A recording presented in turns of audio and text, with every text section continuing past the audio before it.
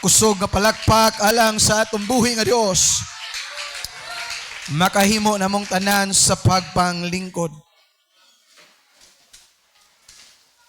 Salamat sa atong buhi nga Dios, mga igsoon.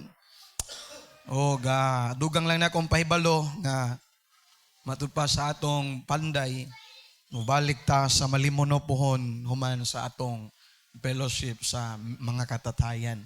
Andam na ang ilang mga kahoy dito.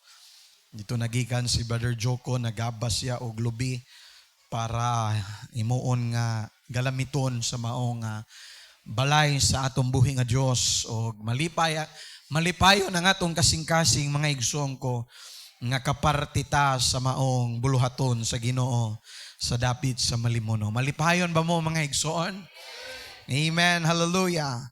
Atong hawiran kanunay ang pulong sa Dios nga ang atong mga pagpangabudlay diha kaniya dili ni makawang mga igsoon. Amen. Hallelujah. Growing with God. Sa mga eskwelahan, mga igsoon ko, labi na kanang sa elementary, uso ang pangutana nga inigdako nimo unsa man imong mahimong gusto. Ikaw, Kuya Kidi, unsa man imong gusto nga mahitabo inigdako nimo? Ha? Engineer. Ikaw, Roa, unsa man imong gusto inigdako nimo? Ha? Kaog lollipop? Di ba? Sa mga eskwelahan, labi na sa elementary, no, naay usahay ipasulat ang maestra, mga igsoon ko, nga what will become someday? Unsa man ang atong gusto nga mahitabo, mao nang nag-eskwela ka, kay nganuman mga igsoon ko naagay gusto nga profession nga makapot. This question talks about their profession someday. Inig kadako na nila mga igsoon ko.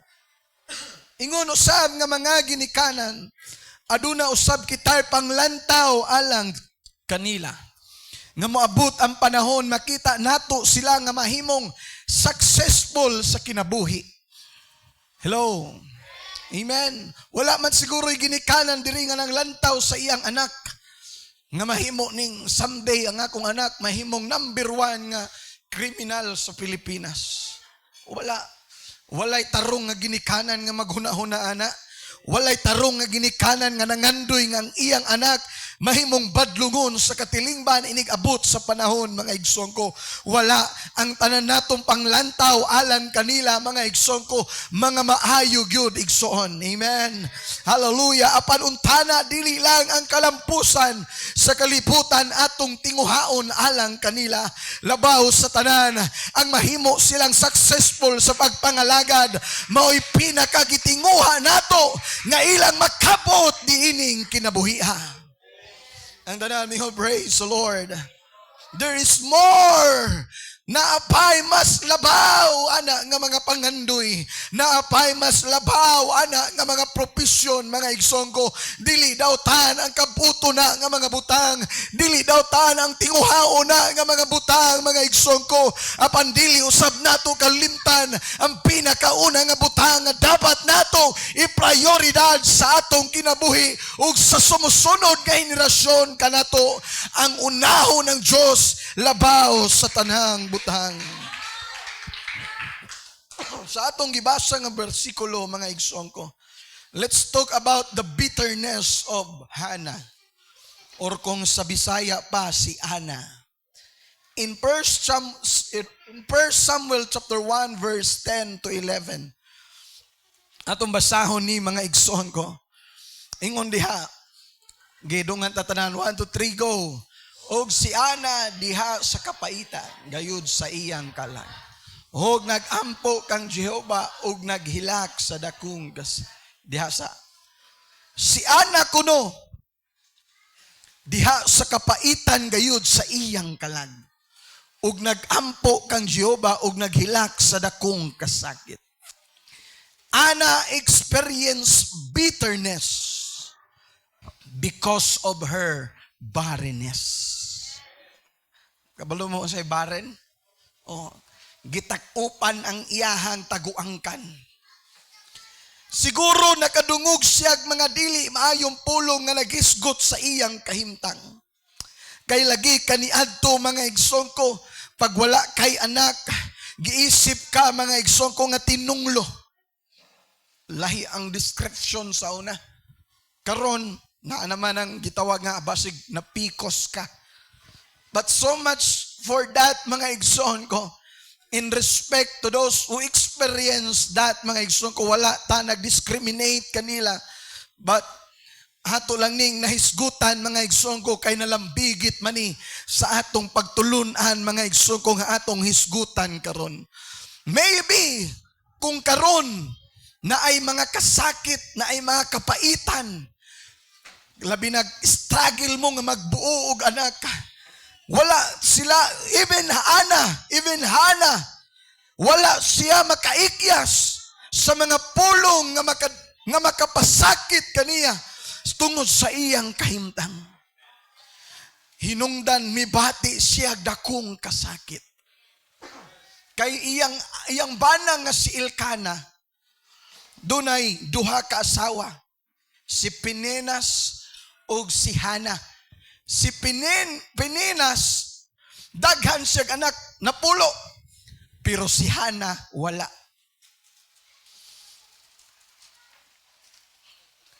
Gitugutan man ni sa una lagi nga makabaton og daghang asawa. Ayaw na mo pangandoy karon ha.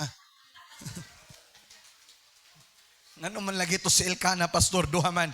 Ayaw na mo pangandoy sa una rato. Wala na nagitugot karon. Og ayaw na, di na ta diha. Di ta mag-focus diha. Di ta mag-focus kang Hana. Na siya sa bitterness because of her barrenness. Doon na siguro yung mga silingan niya, mga igsoon ko. O maybe katong asawa nga lain ni Elkana, mga igsoon ko, nag-BI kaniya, hinungdan mga igsoon ko, wala kulang ang kalipay. Bisan ingon ang Biblia nga mas gihigugman ni Elkana si Hana. Pero naaghapoy something nga kulang sa iyang pagkatao. Kay nga naman, si Hana nangandoy man lagi ug anak gikan sa iyang bana nga si Elkana.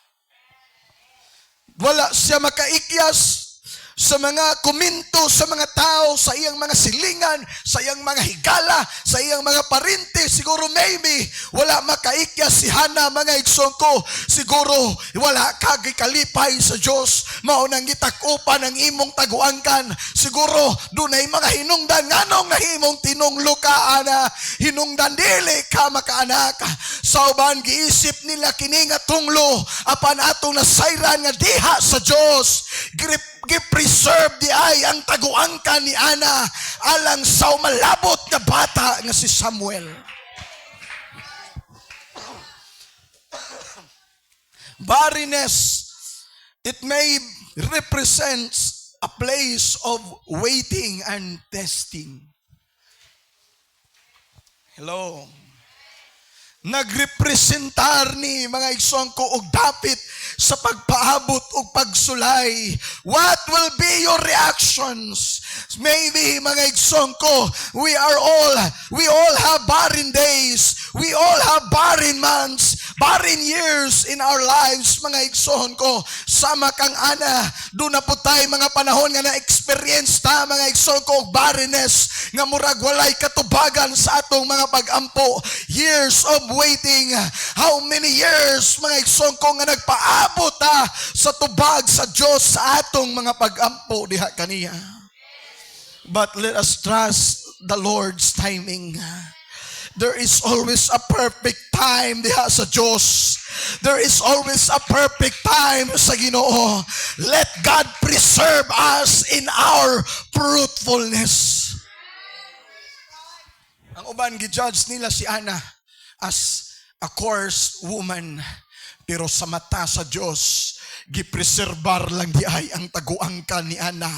Kay dunay Samuel, dunay prophet Samuel nga pormahon sulod ni Ana ang taguangkan na. I'm I'm not talking about a literal womb. Sometimes ingon ana ta mga igsoon ko, we are like a womb. Usa sama ta ang atong kinabuhi na isama sa taguangkan nga daw dili na kapanhamkon og usa ka anak mga igsoon ko. Puro na lang kasakit, puro na lang kapaitan ang atong mga nasinatian. But let us wait for the perfect timing of the Lord. Woo! Hallelujah! Kaysa panglantaw sa uban, maybe tinunglo ang atong kinabuhi karon, pero dili sa mata sa Dios. Gipreserbar lang di ay ta ang atong mga kinabuhi, giandam lang di ay kay dunay dakong purpose ang Dios. Verse 11. Og nagsaad siya sa usa ka panaad ug miingon, O Jehovah sa mga panon, kung ikaw buot gayud nga magsudong sa kasakit sa imong ulipon nga babae, og manumdum kanako, og wala mahilimot sa imong ulipon nga babae, kundi muhatag sa imong ulipon nga babae sa usa ka anak nga lalaki. Ingon siya, sa atong lakturon ng iyang gisulti ha, Lord, kung imo kong tagaan og usa ka anak nga lalaki, ako magahalad kaniya alang kanimo sa tanang adlaw sa iyang kinabuhi. Hello. Ug walay nabaha or labaha nga modapat sa iyang ulo. Subot pasabot sa dihang gipakatao si Samuel, Samuel become Nazarite. Ang Nazarite, mga igsoon ko, na akay covenant ug pakigsaad sa Dios nga kining bataa dili nimo putlan ang buhok, dili nimo pakanon og mga pagkaon nga hugaw, paimnon og mga isog nga mga bino, imong i-preserve ang kinabuhi sa bata para sa Dios. Hello. Atong masuta ug atong makita ani nga mga bersikulo tungod kay adunay ana nga nakigsaad sa Dios. Hinungdan adunay propeta Samuel nga nahimugso og nahimong galamiton sa Ginoo. Ang tanan di ay nagsugod sa commitment sa ginikanan, brother Tata. Hello. Malipay ta nga adunay mga ginikanan nga maglantaw sa maayong kaugmaon sa atong mga anak. Someday mahimo kang doktor nak, someday mahimo kang nurse, someday mahimo kang abogado. Apan mas malipay ang Dios magsudong kung adunay ginikanan nga nangandoy sa iyang kabataan. Mahimo kang galamiton sa simbahan, mahimo kang suporter sa simbahan, mahimo kang alagad sa Dios. Kalakbakan nato ang atong buhi nga Dios. Matinud-anon nga nagapagkamit sa buluhaton sa atong buhi nga Dios. So si Samuel, wala siya nabutang dito sa tabernakulo o sa templo kay gusto niya. Una, pinakauna nga rason, it was Hannah's decision nga iyang ihalad ang kinabuhi ni Samuel, ang tibuok kinabuhi ni Samuel sa balay sa Diyos. Ang tanan mi, praise the Lord. 1 Samuel chapter 1 verse 20. Mulaktod ta sa 1 Samuel chapter 1 verse 20. Huwag nahitabo sa diha nga hapit na moabot ang panahon nga si Ana nanamkon og nanganak og usa ka anak nga lalaki. Iyang giinganlan siya nga si Samuel nga nagaingon, tungod kay gipanghayo ko siya kang Jehovah. Ang tanan mi, praise the Lord. Sa dihang nangayo siya sa Dios, ang iyang gihimo, iyaning gihatag pagbalik sa Ginoo. Pero dili baya tanang nangayo, gihatagag balik ang naghatag. Ha? Doon ay mga panahon ng tao nangayo sa Diyos o sa dihang gihatagan na siya sa Diyos, wala na siya nahinumdum sa naghatag kaniya. mo reflekta sa kinaiyahan ni Hana, mga igsoon ko. Doon ay mga panahon that we are praying to the Lord nga i-bless na niya, Lord. Bless me, Lord, ang akong trabaho, ang akong negosyo, ang akong mga panano, ang akong mga kahiyupan, ang tanan nga akong buhaton, Lord, panalangin kay gusto man ta ni Hana, di ba? Wa may gusto sa ato diri, wa may sa ato diri gusto nga maglisod, wa may sa ato diri gusto nga makabsan siya sa iyang panginahanglan. Gusto ta nga naatas kadaghaya, pero kinaiya sa tao sahay sa hatagan na siya sa Dios. Makalimot na siya sa naghatag. Atong sundugon ang kinaiyahan ni Hana, mga igsoon ko, that every time the Lord will answer our prayer, that every time God mutubag sa atong mga pagampo, dili na to kalimtan, Lord, balikan ta ka sa pagpasalamat, balikan ta ka sa pagpasidungog, balikan ta ka, Ginoo, sa paghimaya kay ikaw ang naghatag ni ining tanan. Remember the story of the 10 lepers? Giayo sila sa Diyos, pero usarang nibalik. Miluhod o nagpasalamat. Ingon ang Ginoo, di ba napulo man mo, asa naman di ang siyam? Hello. Handanaan mo ingog, amen. Nagampo ka sa Diyos nga ipaimutang ka sa maayo nga kahimtang, ug sa dihang naanak ka diha sa maayo nga kahimtang, ayaw kalimot baliki ang imong altaran ug paghalad ug halad pagpasalamat sa Ginoo. Lord, ni ako dinhi kay nagpasalamat ko nga kung dili tungod nimo, dili ko mahimong maayo karon. Itong palakbakan ng atong buhi nga Dios. 1 Samuel chapter 1 verse 24 to 28. Lakto ta sa verse 24.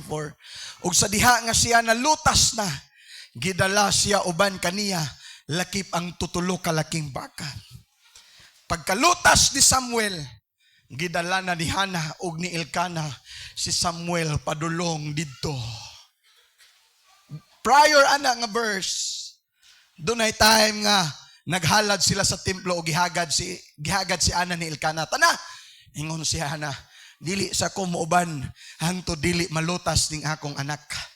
Kay naay saad si Hana nga inigbalik niya sunod sa balay sa Dios, dal-una niya ang iyang gisaad.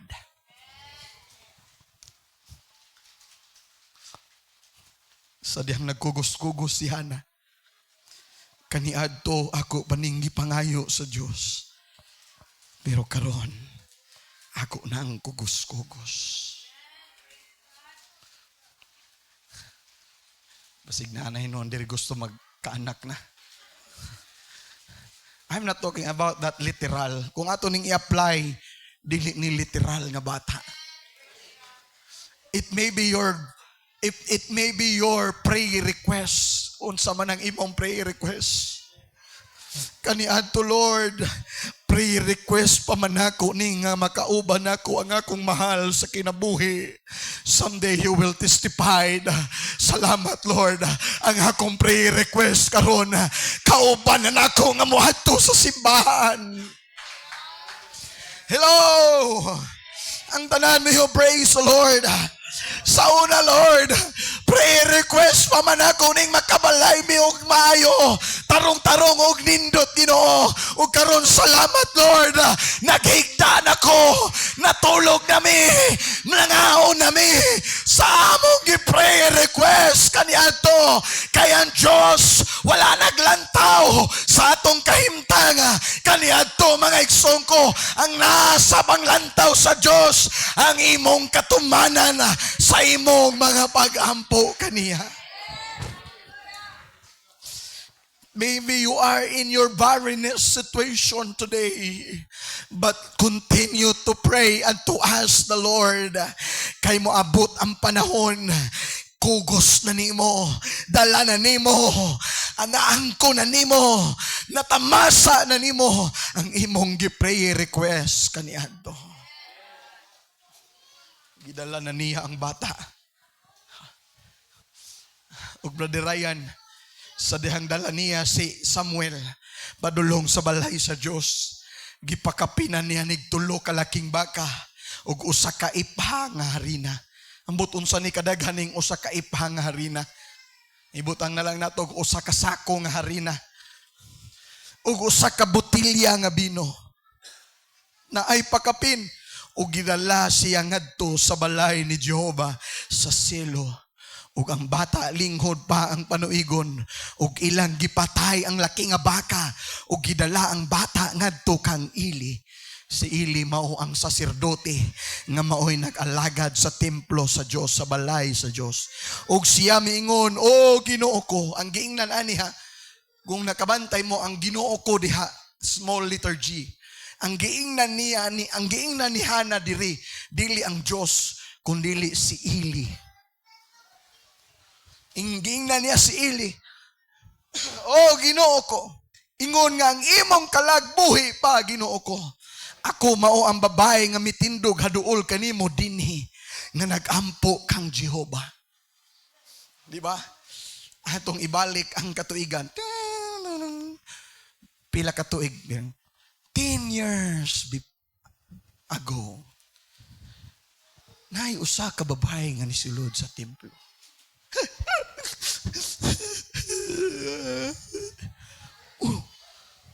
Unsa man yung bayhanan ni? Nganong naghilak ni diri? Ug ang iyang mga ngabil nagkibot-kibot. Hubog man siguro ning bayhanan ni. Dili ko hubog, senyor. Dili ko hubog, ingon si Hana. Dili ko hubog. Apan natugob ang akong kasing-kasing sa kasakit ug sa kapaitan.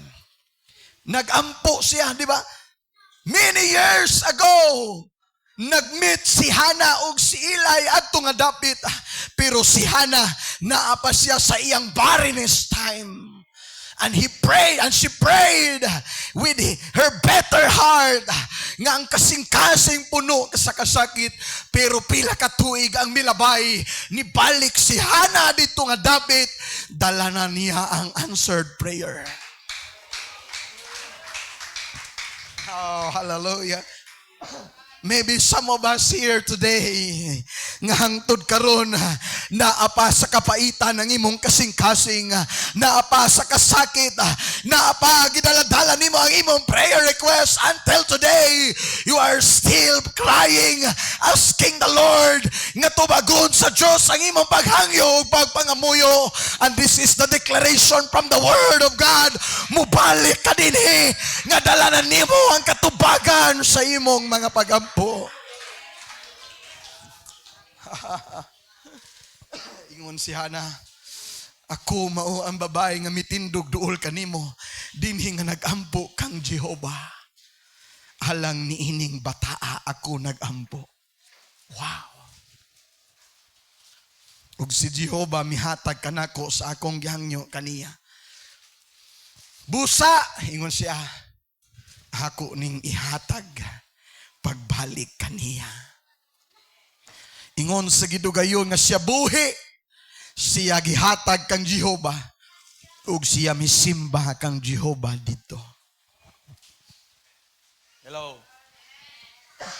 Nasabtan pag-ayo ni Ana nga may walay mas pinakalabing maayo alang sa iyang anak si Samuel ang magdako ug magtubo iyang anak nga kauban ang Dios. Hello. And let's look Samuel's life and accomplishments. Adihang nagdako siya.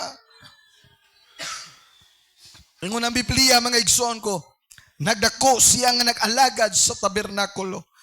Gitawag aron mahimong propeta sa Dios. 1 Samuel chapter 3 verse 20. Ug nahimo siyang judge. Siya ang last judge sa Israel. Di ba? Joshua, Judges. Tapos siya ang nahimong last na judge after sa mga maghuhukom sa book of Judges. Samuel became the last judge in Israel. Ug nahimo siyang spiritual leader sa Israel. He anointed both Saul and David. Ug ang iyang ligasiya gipahinumdum sa tibuok Israel bisan pa man hangtod karon sa atong panahon. Ang panglantaw sa iyang ginikanan usa siya kabatan-on nga mahimong sulugoon lamang sulod sa templo. Ingon ang iyang ginikanan, ingon si Ana, Eli. Diri na li magpuyo si Samuel sa balay sa Dios. Pwede nga tigmap siya sa simbahan. Pwede nga tigplastar siya sa mga galamiton dito alang sa paghalad. Tighikay bakha sa pagkaon sa saserdote nga si Eli. Nahimo siyang sulugoon mga igsoon ko. Sa laktod nga pagkaistorya nahimong sakristan. Para dali na to masabtan. Tigbilang siya dito kupiring.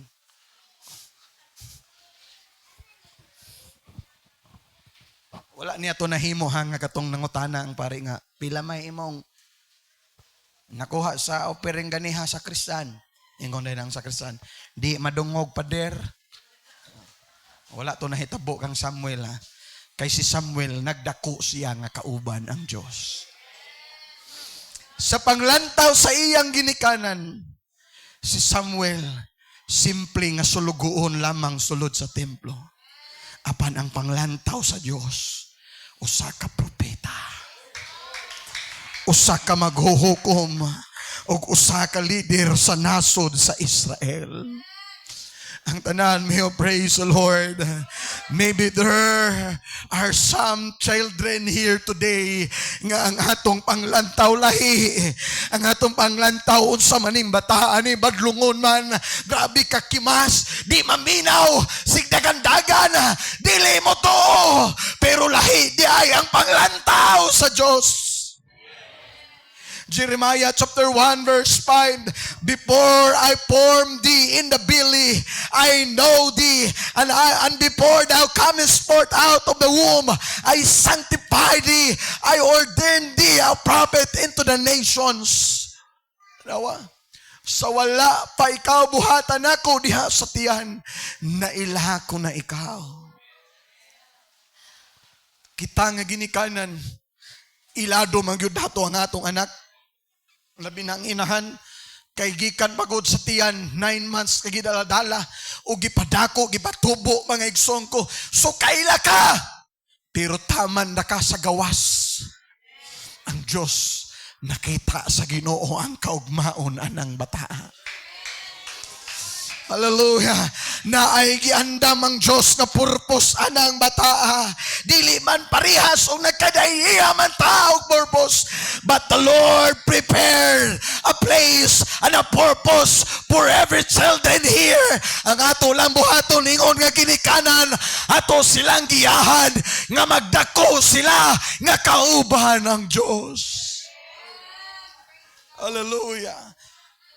Ingon nga mga ginikanan, usa sa atong responsibilidad dili lang ang suplagaron ang ilang panginahanglan adlaw-adlaw, ang pakaunon sila, ang paeskwelahon sila, dili lang diha taman na ay mas pinakaimportante nga butang nga responsibilidad nga naata, ang giyahan sila, ang tultulan sila, ang tudluan sila nga magdako sila kauban ng Diyos. Hello. Ang tanan mo, praise the Lord. Nga naman, walay prophet Samuel kung walay ginikanan, walay inahan nga ana nga nag-desire nga ipagamit ang iyang anak sa balay sa Diyos. It always start from the commitment of the parents. Hello. Ang akong gisgutan karon kining atong musunod nga mga henerasyon. Amen. Someday musugot man mig sa dili. Pero dili mihangtod sa hangtod magbarog dinhi. Dili mihangtod sa hangtod magtugtog diha sa mga instrument, mga igsoon ko. Kay lisod pod, 90 anyos na sa Brother Jubin, magkablit paghapon og base. Mingon na si siyang anak kasnet, saman pa, isangon ako ng bass guitar sa aho. Ang saon man ipagsaksak. Si Brother Plong-Plong, mo edad nag 100. Di naman nakaklaro, asar ganitong cymbals kiyan. Jadi arapa. Kinahanglan na itong ipreserbar ang sunod nga henerasyon. Kay kung di sila gamiton sa Diyos, gamiton sila sa kalibutan. Hello! Kung walay ginikanan nga mangandoy, nga naay kabugaton o naay commitment, nga ato silang ihatod sa balay sa Ginoo. Gusto na ako, inig ako nimo, makitanta ka, magpagamit sa buluhaton sa Diyos. It will start to the commitment of the parents. Hello? Ito na, mingog, amen. Masakitan ang atong kasing-kasing, ang atong pangandoy, mahimo lang silang maayo, nga doktor, maayo nga abogado, maayo man na, pero nakalimtan na nato, nga naadi ay mas maayo labaw ni ana, kabutang. Ang tanan, mingog, amen. So this is the challenge. Ang pagtubo nila kauban ang Diyos, dili nila ni mahimo nga sila ra. Kay bata pa sila, linghod o paghunahuna. Ang ilang desisyon dili pa ingon anak kapiks. Nagkinahanglan sila bugiya kanila. Nagkinahanglan sila ginikanan nga naay commitment nga someday, Lord, gamita ang akong mga anak, Ginoo. Hello. Dili man nato na makita karon, pero ang nakita sa Dios ang unahan nga naay pipila ka mga bata nga gikan dinhi mobarog luyon ini nga pulpito, mutugtog diha sa mga instruments, gamiton sa Dios nga makuskanon alang sa iyang buluhaton. Badlungon sa Ginoo ang akong kasing-kasing if my motive is not right. Pero this is my desire. Unta na dili sayop ang akong motibo sa pagtinguha o pagpagandoy ani. Nagikan ani nga simbahan, mag-produce ta og anointed nga mga musicians. Anointed nga mga magwawali, gamiton sa Diyos nga mag-usganon, seryoso sa iyang trabaho, seryoso sa iyang ministry, gikan ani nga simbahan dili sa pagpanginambog sa atong karatula nga UP City Mamana Church, gikan diha ang pinakamaayo nga musicians, no, but let God correct our motives apan dili sayop ug dili dautan nga natay commitment nga gikan sa atong mga anak, usa nga gamiton sa Diyos. Dili na ko ni malimtan mga igsoon ko. I'm sorry kung ako ning gamiton. Dili na ko ni malimtan. I guess si mama o kang lulo man siguro na ko ni nadungog. Ingon siya, practice mo og mga instruments. Tugtog mo, paningkamot ko mga kabalo para inig abot sa langit. Naamoy ministry dito. Naguna-una ko ba? Someday, I don't know kung ila tong giisulti nga tinud-anay nga dito sa langit naagyo dito yung mga gitara, naagyo dito yung mga drums, naagyo dito yung microphone, pero sa dihang nagdako ko na malandong ko, pagkadaghan magsinger siguro nga malangit. Murag imposible nga maapil ta dito. Kadaghan man siguro musicians nga malangit nga mas maayo pa sa ako Pero na-realize na ako, gisulti lang to sa ako sa amo para i-motivate. Tanan mi og amen. Kaya ang atong gihimo dinhi sa kalibutan naka-record na dito sa langit. Hello. Ang tanan mi og amen. Ang tanan mi og praise the Lord. So what I want to portray sa atong mga huna-huna, sa inyong mga huna karon isip mga ginikanan. Kay lisod man akong walihan ning mga bata. Di gani, wa gani naminaw nangaon ra ganig mga makaon. Mga ginikanan man gyud. Ayaw mo kalain ha. Ayaw mo kalain, dili ko malain nga, dili na sila maminaw. Normal ra nila nga kinaihan. Bisa kung saan na to na sila sulti, ingunahan na gyud sila. Unstable pa manggod ang ilang decisions, ang ilang huna-huna, mga igsoon ko. Pero ginikanan ang akong gipag-istoryahan karon. Ngano man, kay ginikanan nagsugod ang ministry ni Samuel. Sa ginikanan, tungod sa commitment ni Ana, dunay Samuel nga nahimong propeta sa nasod sa Israel.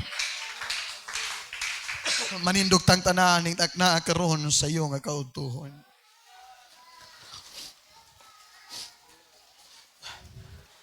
Mga ginikanan, kung nangandoy ka nga ang imong anak mahimong doktor, padayon na. Wala ta mo pugi. Wala ta mo santaa nga dili na ninyo sila pa eskwelahon kay dinhira sa balay sa Dios pirmi papuyon patrabahoon siguro ni pastor dire pahinloon siguro. No, that's not what I want to portray to you. Ang akong buot ipasabot sa inyo, kung nangandoy man ta sa ilana nga mga butang, dapat mas mo excel ang atong pagtinguha nga makita nato sila nga faithful nga nagpagamit sa buluhaton sa Dios. Dili man ang tanan mahimong pastor, dili man ang tanan mahimong musicians, dili man ang tanan mahimong singers, but at least makita lang nato sila nga mga lagad sa Dios nga matinud-anon. Nagsuporta nga matinud-anon, nagpaluyo sa buluhaton sa Dios nga matinud-anon. Simple ramanggani ang pangandoy ni Ana. Ang iyarang ihalad si Samuel, ang makita ra niya sa balay sa Dios nga nag-alagad, nagsilbi. But God, gibutang sa Dios si Samuel sa dapit diin giandam sa Dios alang